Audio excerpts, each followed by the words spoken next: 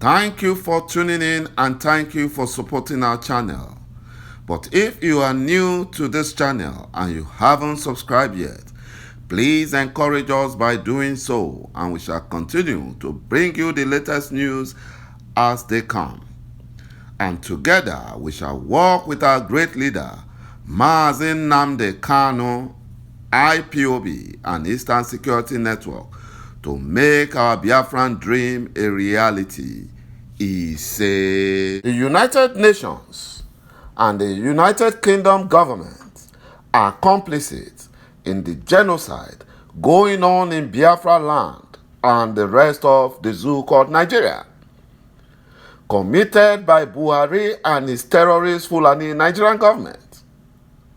The United Nations is not only negligent, but Britain, the architect and the benefactor of Biafran genocide, weaponized her United Nations Security Council seat in conjunction with her broadcasting power, BBC, to enforce a media blackout and disinformation campaign against the genocide going on in Biafra land and the rest of Nigeria. No investigation into the Fulani war crimes against Biafrans and crimes against humanity has been conducted by the United Nations to date. None.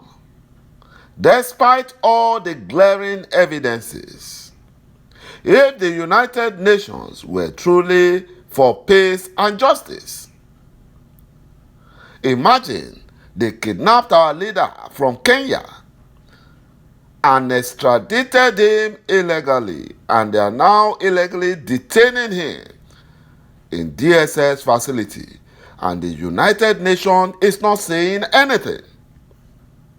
But parties to conflict are often prevented from or denied access to neutral arbiters at the UN or International Criminal Court because the instigators of these conflicts set bare face on the United Nations Security Council because they benefit from it.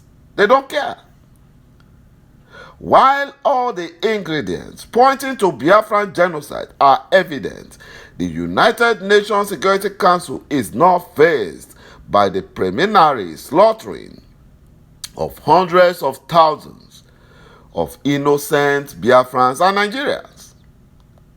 So rather than prevent genocide as elucidated in the state's obligation under Genocide Convention, the Fulani terrorist Nigerian government are violently entrenching and escalating programs with the tactics approval of the United Nations because the Deputy United Nations Secretary General Amina Mohammed is a Fulani Janjaweed, and she's the one blocking every information going there. She's the one. When the bloodthirsty terrorist Fulani killer herdsmen embark on their usual killing spree, the United Nations, Britain, the BBC, CNN, and their allies recklessly report such incidents as farmer herders clash in order to confound the world and preempt the uproar that such barbarism elicits. And that is the plan of the Fulani Janjaweed. They don't want it to be seen as terrorism. They don't want it to be seen as ethnic cleansing. And they have someone at the UN that is helping them portray their narratives. Similar mendacities are reported, or similar events are reported when the terrorist Nigerian military government forces massacre peaceful IPOB protesters, unarmed Biafran civilians and Nigerians. And to validate this false impression, the United Nations and her imperial cronies pretend that there is not enough evidence to act on. They ignore the victims and confine their investigation, the lack thereof, to the statements and deniers of the Fulani Nigerian government, who are the perpetrators. The British and the Nigerian code word for government attacks, that is the Fulani herdsmen terrorism and extrajudicial killings, is clash. They call it clash to tarnish the victims. United Nations agents even go as far as labeling the incessant attack by the marauding terrorist Fulani bandits and killer herdsmen as a consequence of climate change. They conveniently leave out the fact that the terrorist Fulanis have been spilling innocent blood ever since they infiltrated the great Hausa kingdom and beheaded their kings more than 200 years ago. And they are doing it in Biafra land and other parts of Nigeria. The Deputy Secretary General of the United Nations, a Fulani Janjaweed, Amina Mohammed, is the one advising the semi-illiterate Buhari while he visited the White House in 2017, where he was heard mindlessly blaming the killing of Biafrans and Christians by the terrorist Fulanis on climate change and Libyans. Imagine that nonsense. Fulanis are menacing criminals. They are terrorists who encroaches on people's properties deliberately to steal, destroy, rape, maim, and kill the owners.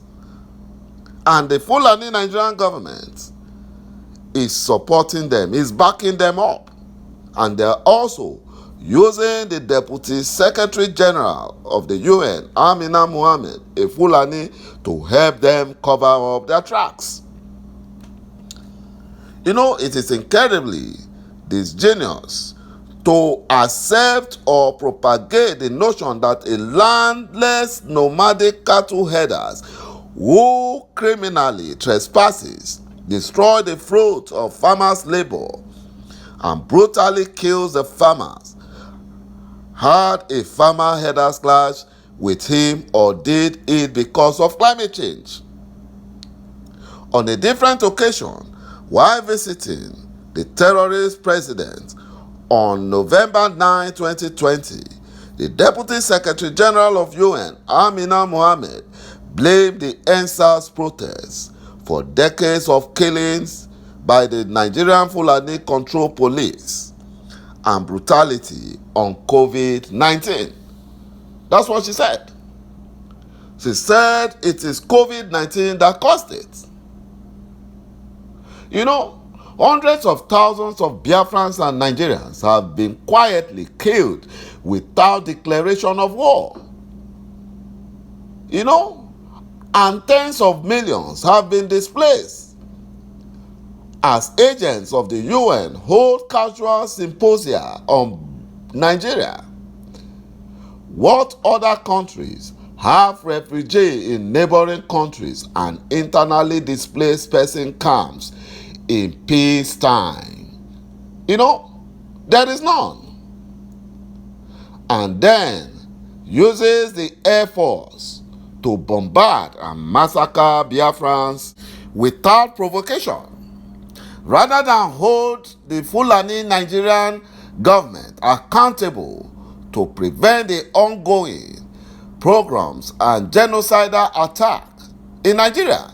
The United Nations organizes very quiet, low-profile seminars on Nigeria, where the Fulani Deputy Secretary General Amina Mohammed is seen admonishing bilingual Nigerians like Buhari to build a nation. While the Fulani terrorist herdsmen attack entire community, claiming that someone stole or killed their cows, The Fulani-controlled Nigerian army and police similarly invade, claiming that a soldier or a policeman was killed by Biafrans in the targeted community, like is going on in Olu in Imo State and in the entire Biafran region and southwest Nigerians. You know, the United Nations Deputy Secretary General, Amina Mohammed, has a political affiliation with the ruling APC party of Nigeria.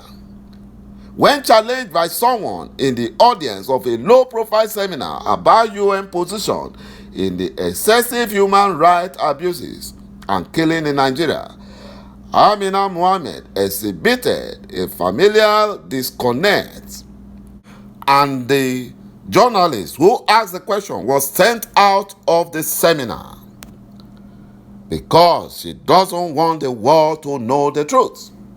The Buhari's regime and Fulani herdsmen, terrorist militia, and idiotically bloodthirsty predators who prey on innocent victims.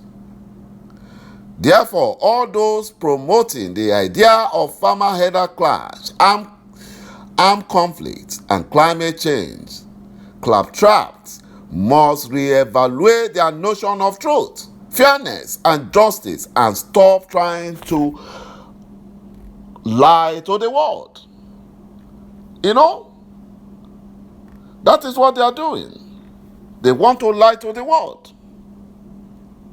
My brothers and my sisters, I want to say that the United Nations and the UK government are complicit because they are benefactors of this mayhem.